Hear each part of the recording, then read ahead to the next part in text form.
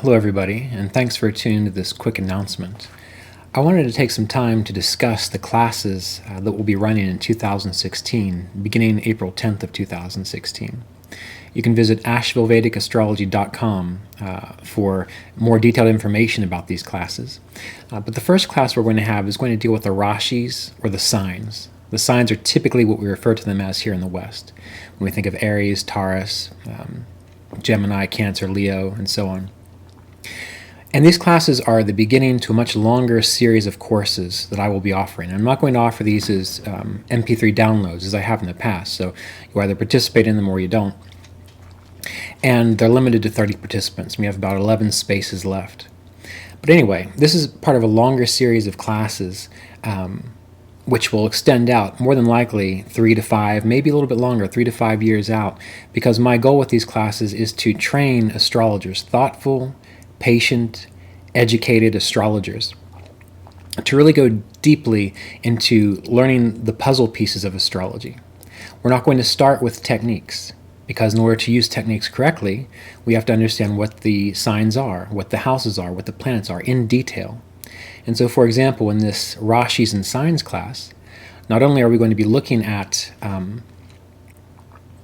the traditional understanding of the signs, as you might already know them, but we're going to explore them through Brihat Parashara Horashastra, Brihat Jatika, Jaimini.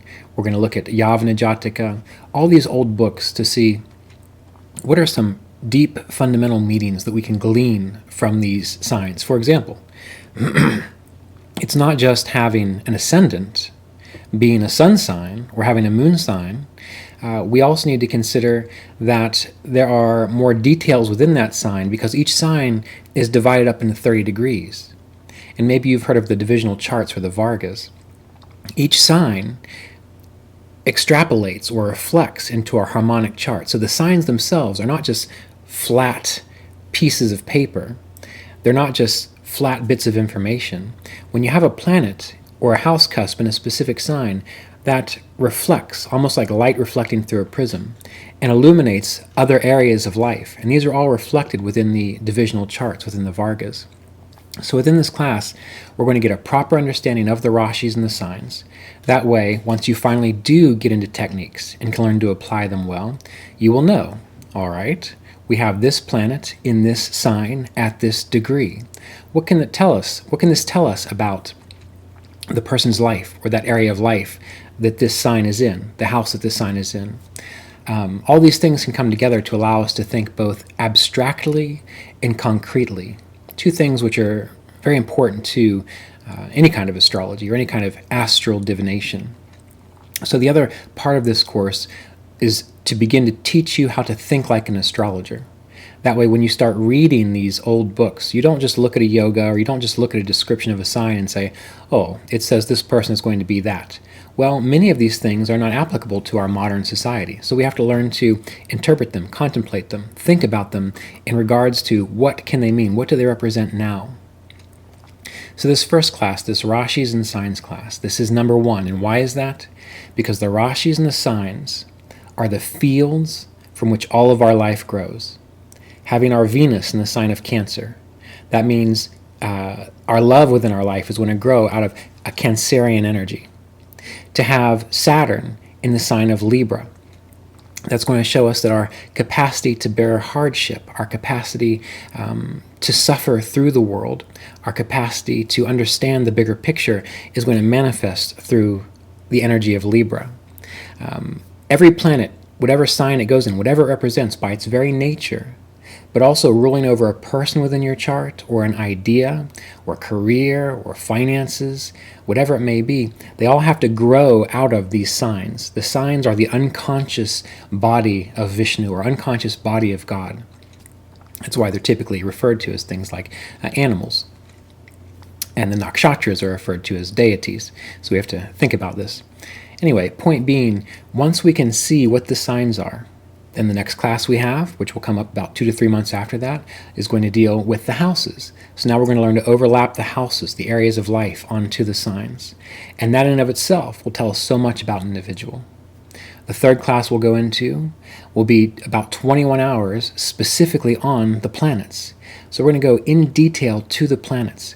And these three things, the classes we're going to be doing this year, which begins April 10th, they're going to lay the foundation. That way when we get into Avashtas, when we get into yogas, when we get into using Ishta and Kashta, when we get into predictions through transits or predictions through Vimshottari Dasha, we will know the fundamentals of how our life is going to grow, the activity we're going to take with our consciousness through the planets, so that when we apply these techniques, we'll be more accurate, educated, and clear and precise within our application of astrology. So this is my goal, and I wanted to share this with you. I did write a short blog article on it, but I didn't feel that it was quite getting the point across enough, especially when I was describing it to people who were asking me about it.